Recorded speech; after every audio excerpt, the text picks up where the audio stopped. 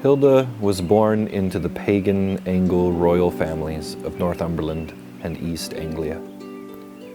It was a time of war in insecure kingdoms, and she spent some time on the run or as a refugee in her own land. Once, along with her great-uncle, King Edwin of Northumbria, Hilda heard the Roman bishop Paulinus preach. She and Edwin were so taken with the story of Jesus that they committed their lives to following this new God. And Hilda was probably baptized by Bishop Paulinus at York the following Easter. For the next almost 20 years, Hilda lived the life of a noblewoman in the royal court. After the death of Edwin, Oswald, a young relative who had been sent to Iona during the wars, became king. And Aidan traveled from the Iona monastery to establish a monastic mission center in Lindisfarne in Northumbria. Inspired by Aidan's life and expression of the Christian faith, which was so different from the Roman expression, and having built an anam-cara relationship with him, Hilda began to live the Celtic way of Christian life. She felt that God was calling her to become a nun, and so decided to join her sister, who was a nun at Chelles in Gaul, now France. However, Aidan sent a message to her, saying that he believed God wanted her to stay in Britain. While Hilda was still in her mother's womb, her mother had a vision of a necklace with a jewel that shone light across the whole of Britain. Bede believed this to have been a prophetic vision of the light of Christ shining from Hilda. Hilda was given a small plot of land near the river where she made a hermitage. Later, Aidan made her abbess of a religious house at Hartlepool, which she ran in accordance with the traditional Celtic rule, like Lindisfarne and Iona. Finally, she founded a monastery for both men and women in Whitby. Whitby soon became a center for learning, where literature and the arts were encouraged as forms of worship. Work and trades were also fostered there. One of the workers in the monastery was the illiterate cowherd called Cadman, who became known as the Bard of Christ.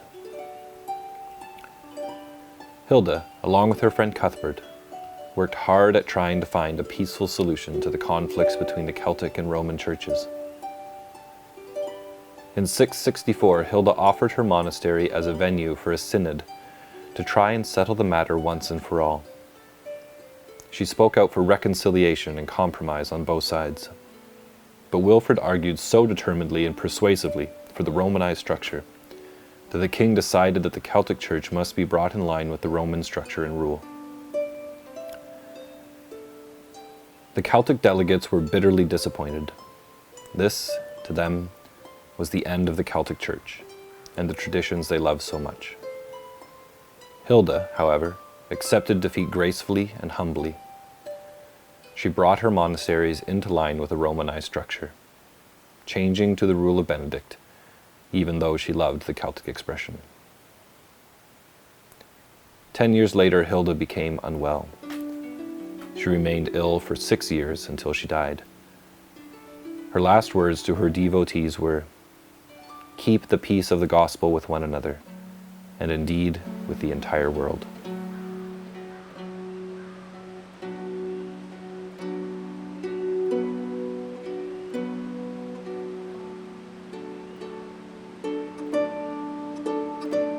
Spend a few minutes simply resting. Breathe gently and slowly. Become aware of the constant presence of God, which envelops you and permeates you.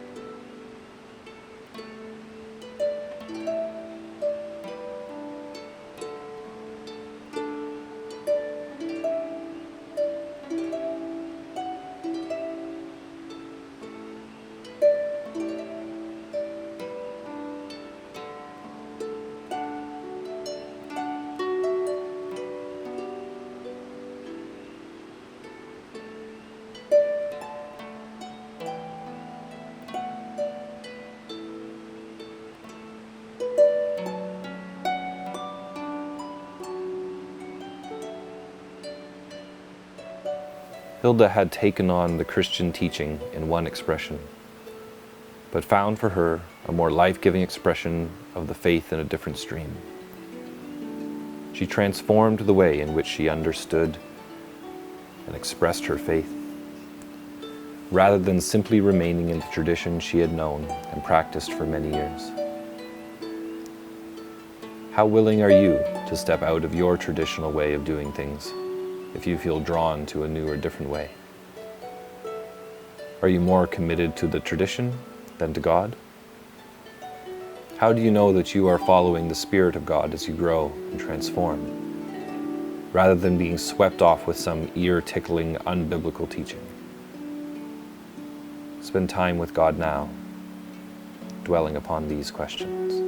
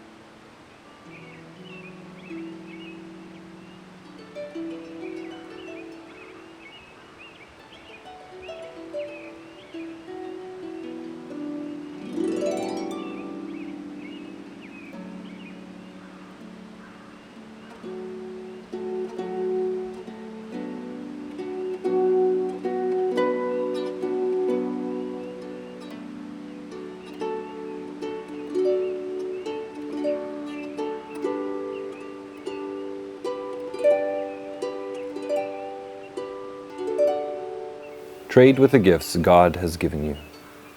Bend your mind to holy learning, that you may escape the fretting moth of littleness of mind that would wear out your souls.